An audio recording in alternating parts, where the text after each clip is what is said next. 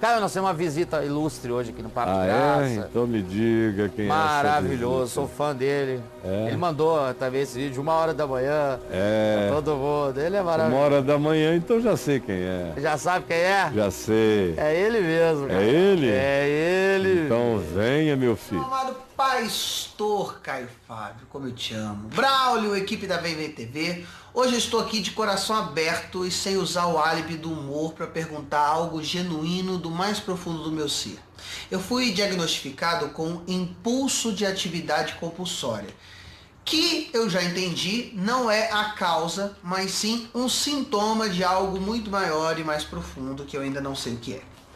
Eu já fui compulsivo por diversas coisas e entendi que não há cura para a compulsão, troca-se de compulsão. Ela já foi por compras, álcool, drogas e depois comida. Hoje, 1 ano após a minha cirurgia bariátrica, depois de perder 49 quilos, a compulsividade por comida está definitivamente descartada. Porém, todas as outras andam em derredor buscando me tragar. Eu gosto de beber. E digo mais, eu gosto até da sensação de estar bêbado. Sinto e sei que não tenho mais o controle, nem conheço mais os limites do quais eu orgulhava-me de ter. Basicamente o que eu vivo é parte do trecho da música Paixão, do Cleiton e Cleidir, regravada brilhantemente depois pelo Fábio Júnior, que diz assim: depois do 3º ou 4º copo, tudo que vier eu topo, tudo que vier vem bem. Quando eu bebo eu perco o juízo, não me responsabilizo, nem por mim, nem por ninguém. Eu não sinto culpa, mas não quero tornar-me abstêmio. A nossa breve convivência, principalmente na viagem a Israel, eu tenho certeza de que lhe permitiu, pastor, fazer leituras profundas da minha alma e do meu grito silencioso por socorro.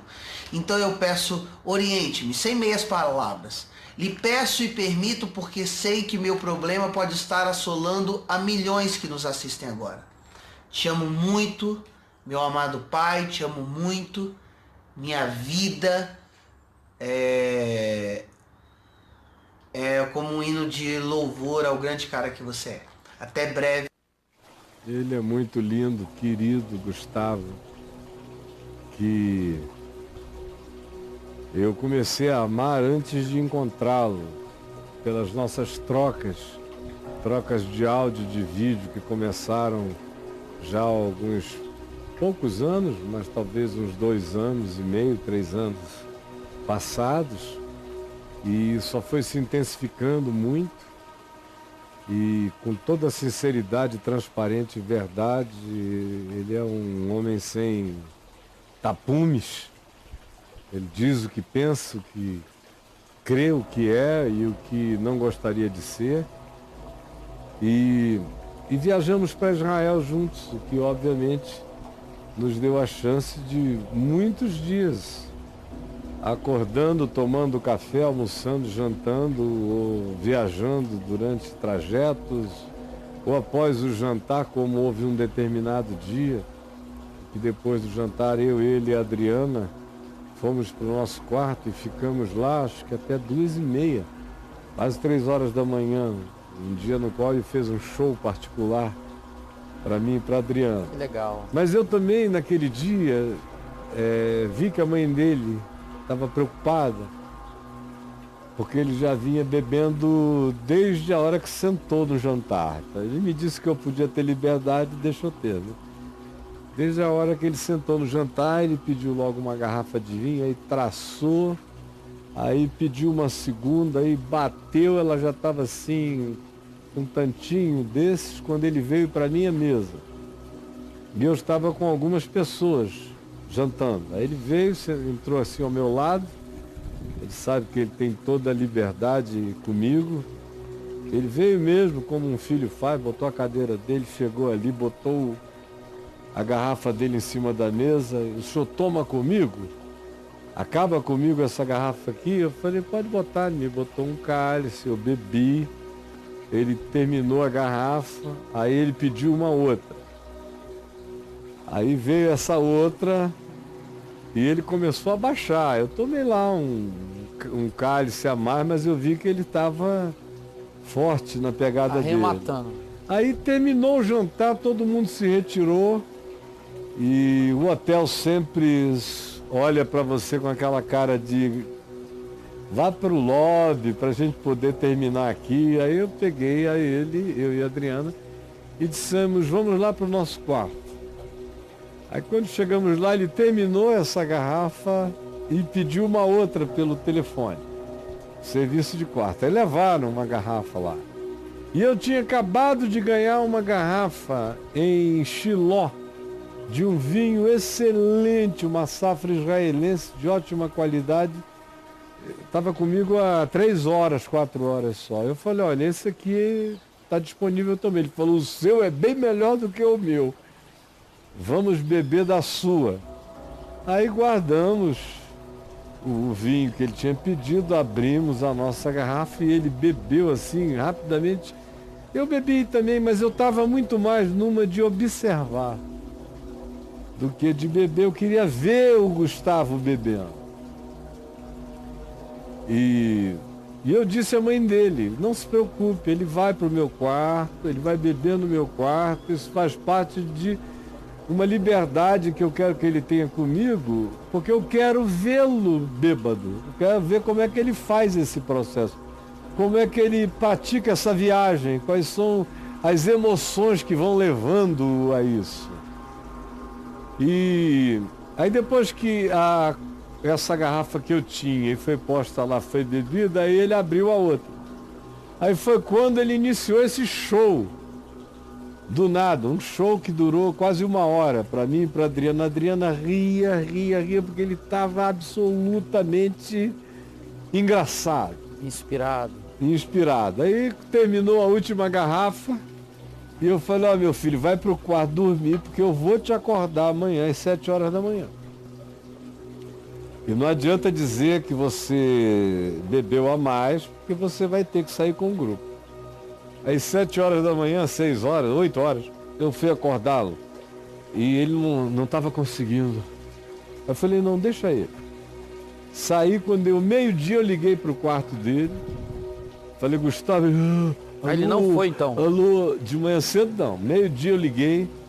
Falei, eu tive misericórdia de você, estou mandando o chofé te pegar agora, desce pro lobby em 10 minutos, que ele vai te pegar.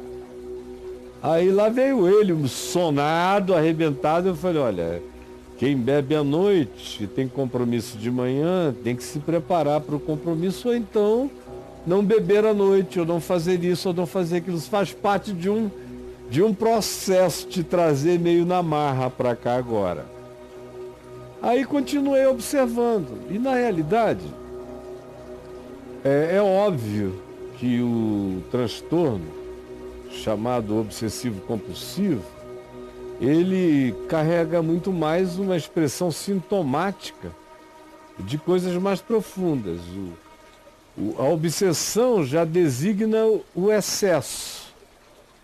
Obsessão e excesso são a mesma coisa, praticamente.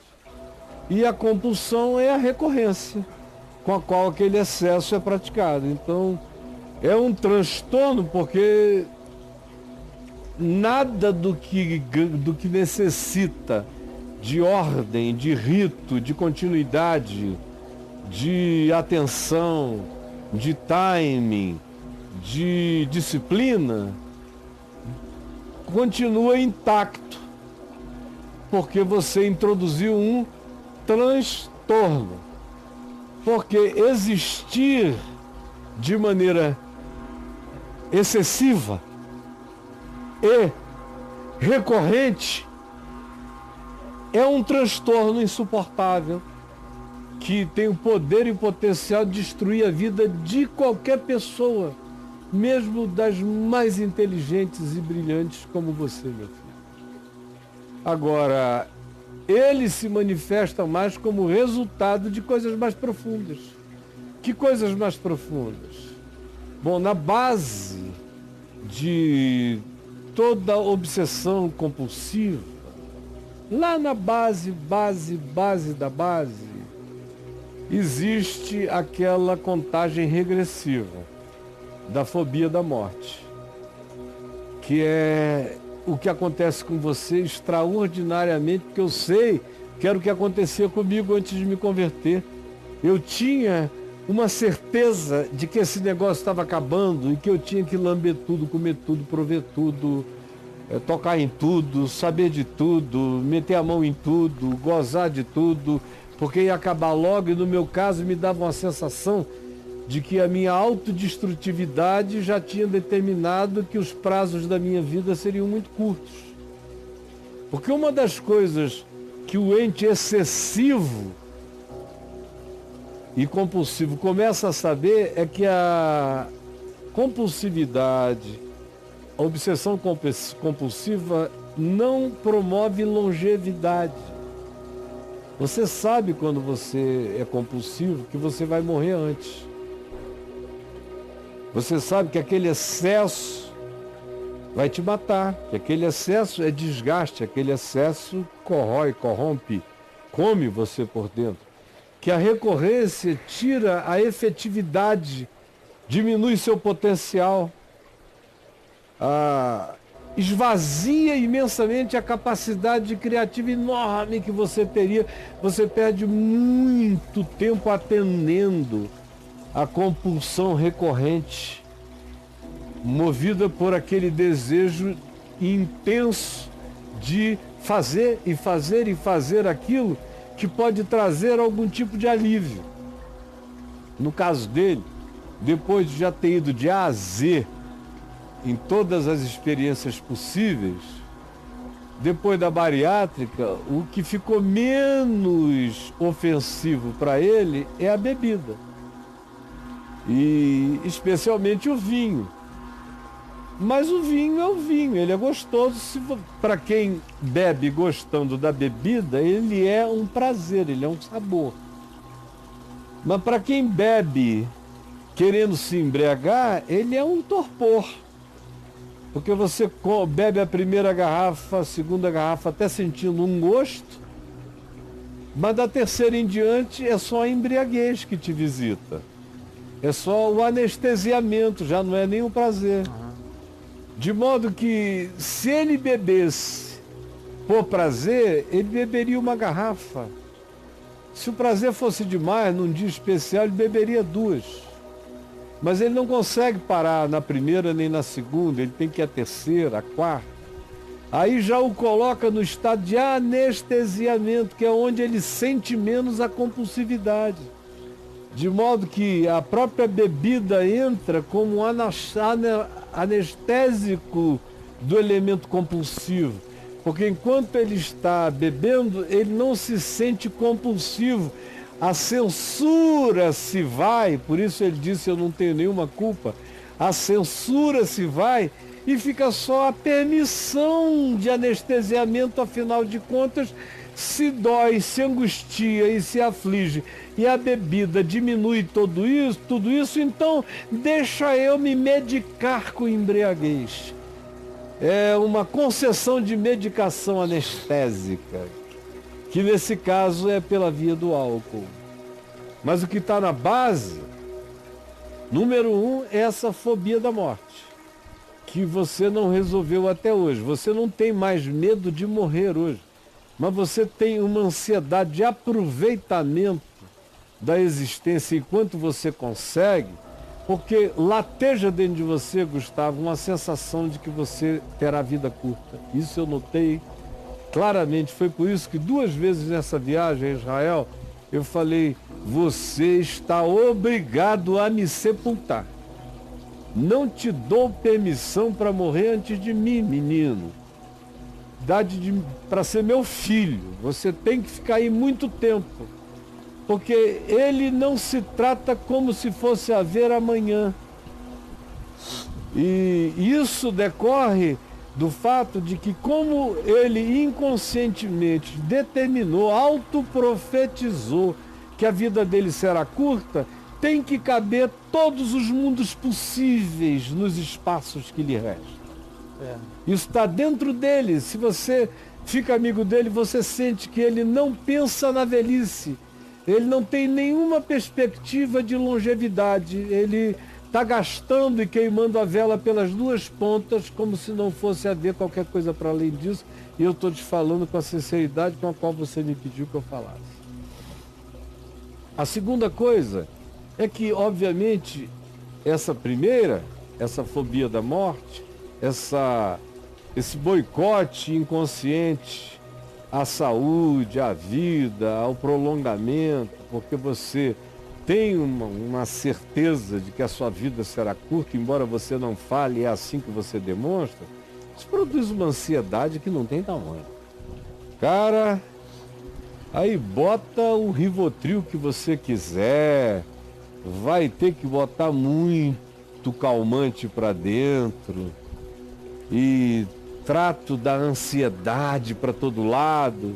Aí quando bebe, esses elementos de coibição da ansiedade se exacerbam e frequentemente ficam com o efeito oposto de ativamento e excitamento ainda maior. Mas na base disso tem uma ansiedade enorme corroendo aí. Aí tem um terceiro aspecto também nisso tudo. É que ele sabe que ele é um gênio. Ele é um gênio.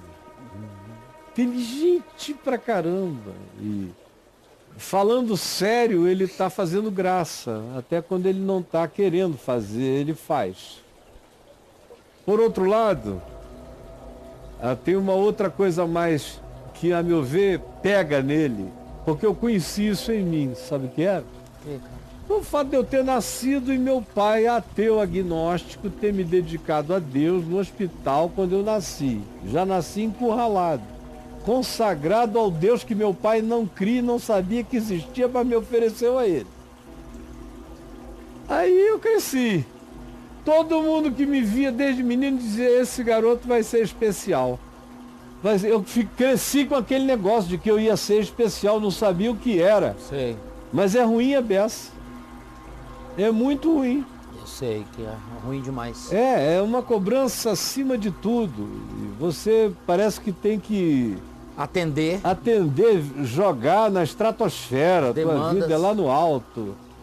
E as demandas são muito grandes de todos os lados. Aí depois, pois bem, quando eu tinha 13 anos, meu pai se converteu, aí houve aquele episódio de eu ir a um culto, aonde meu pai deu um testemunho, eu comecei a chorar. Aí o reverendo Antônio Elias pediu para eu fazer uma oração do nada, eu que nunca tinha orado na vida. Fui chamado à frente, me deram o microfone, eu fiz uma oração, comecei a orar e foi como falar em línguas, eu não me lembro de nada. Eu só sei que quando eu voltei a mim, estava a igreja inteira aos prantos, gente de joelho para todo lado, olhando para mim como se eu fosse um médium do anjo do Senhor, com 13 anos. Aí pronto, enchi uma agenda por 6 meses. No domingo seguinte eu já preguei na igreja Betânia, no outro na primeira igreja de Niterói, depois na Wesleyana, depois na Batista, depois em Macaé, depois em Cabo Frio, depois em Vitória, para todo lado. Eu falei, bom, acabou a minha vida só porque eu fiz uma oração. Caraca, velho. Quero não. Falei para todo mundo, olha, eu não quero nada disso, eu não nasci para isso não. Aí eu fiz de tudo para lutar contra aquilo. Recalcitrei contra os aguilhões, demais. Como eu disse outro. Eu fiquei tentando lembrar essa frase. Falei, Recalcitrei. agora é que eu vou me putificar mesmo, agora é que eu vou tudo que não presta. Ei, rapaz. Porque lá no fundo tinha um latejamento que você sabe, meu filho, qual é, ó. É um latejamento que nele bateu quando ele tinha 14 anos, mais ou menos. Na mesma idade, mais ou menos, bateu nele. O mesmo latejamento, Braulio. É mesmo? É. Que havia em mim. Eu tinha certeza que os meus dias estavam contados e um dia Jesus ia me chamar, me pegar e eu estava ferrado. E eu fiquei na fuga, cara. Por isso é que o meu dia cabia 10 do dia dos outros. Eu tinha que ter uma mulher de manhã, outra de tarde, outra de noite, porque eu não sabia quanto tempo aquilo ia durar. Eu tinha que aproveitar, tinha que gritar, tinha que pular, tinha que sair do cacete, tinha que tudo. Porque eu tinha suspeita de que algum dia Deus pudesse estragar a minha vida. E o Gustavo sofre da mesma coisa. Ele, quando tinha 13 para 14 anos, ele quis ser usado por Deus lá na igreja quadrangular. Ele queria muito. 15 anos, 16. E aí ele começou a ver muita porcaria na denominação, muita, literalmente, putaria, muita corrupção, muito roubo, muita mentira, muita sacanagem, muita podridão. E ele se tornou logo um cara atraente. Ele com 16, 17, 18 anos de idade começou uma reunião para jovens, onde iam 10, 12, 15, depois de um tempo tinha 800, 1000 em meses. O carisma dele para pregar o evangelho também é uma coisa extraordinária. E lá no fundo dele existe essa angústia de que ele tem que fazer todos os stand-ups, ele tem que fazer tudo isso, ele tem que ficar rico, porque vai chegar o dia em que ele vai ter que chutar tudo pro alto, meter a mão no arado e sair por aí pregando o reino de Deus. Isso aqui entre mim e você e agora entre o mundo, nós e o mundo inteiro.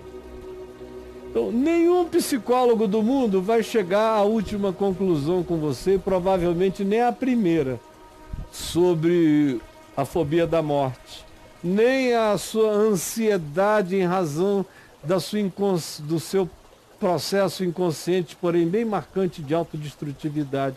E, em último lugar, essa certeza latente de que vai chegar um dia, vai chegar uma hora em que você vai dar lugar na sua vida exclusivamente a tornar essa palavra que você ama e que é a razão maior da sua vida, transformá-la na grande mensagem, na grande manifestação da sua existência para o resto da vida. E você está como o quê? Como quem corre dizendo: a escada, eu agora já não ando mais pelas próprias pernas, tem um chão rolante acelerando o meu caminho nessa direção e eu preciso apressar isso enquanto eu posso, enquanto dá. Porque eu falo a partir de mim e a partir de tantos outros. Eu já conheci gente, como o meu amigo João Crisóstomo de Oliveira Júnior, que faleceu há uns 8 anos, se converteu na decisão de ser de Cristo, ele se converteu depois de mim, embora ele nunca tenha saído da igreja, mas ele nunca tenha querido se entregar de fato ao evangelho, porque ele tinha medo, até o dia que ele me disse, no dia que ele disse, eu não resisto mais, eu estou aqui. E aí ele me disse, eu nunca fiz isso antes, porque eu tinha certeza que isso iria acontecer, e no dia que acontecesse, a minha vida nunca mais ia ser a mesma, e eu estava atrasando esse dia o máximo que eu podia para que isso acontecesse. Então eu não estou dizendo, meu querido, que é para você parar nada do que você está dizendo, não precisa não. Não precisa não, você só precisa por enquanto tratar das duas coisas anteriores. Dessa fobia da morte e dessa ansiedade que decorre dela, e sabendo que um dos temas latentes mais compulsivos na sua latência perturbadora é essa certeza de que tudo que você está fazendo hoje, daqui a um tempo você vai parar de fazer por causa de algo mais poderoso que está dentro de você, e que quando chegar a hora, chegar o dia, chegar o momento, vai explodir, vai eclodir de maneira irreversível e incontrolável. Mas você não tem que ajudar, nem tem que apressar. O que você precisa fazer hoje é me garantir, meu filho, que você vai me sepultar. Porque eu estou fazendo o meu melhor para ficar aqui mais alguns anos. E você está obrigado a ficar melhor do que eu. Eu quero te ver. Eu quero te ver. Eu quero te ver na plenitude da sua manifestação como borboleta do reino de Deus, enchendo a vida não só dos muitos risos, mas das muitas graças espirituais que estão sobre você. O mais, meu querido, a gente vai conversando devagar, você apenas pega esses 3 pontos para meditar. E no mais, vamos trocando os nossos áudios. Você sabe que tem toda a liberdade para me perguntar. E eu sei que aquele que começou essa boa obra em você há de completá-la, há de planificá-la no dia certo, na hora certa. Ninguém tem que agendar, ninguém tem que ajudar, ninguém tem que marcar o dia. O dia é de Deus, já está marcado, e quando chegar, será só seu e dele, não lhe trará pesar, mas lhe trará a maior de todas as suas alegrias. Eu te amo, Gustavo. Fica firme no amor de Jesus.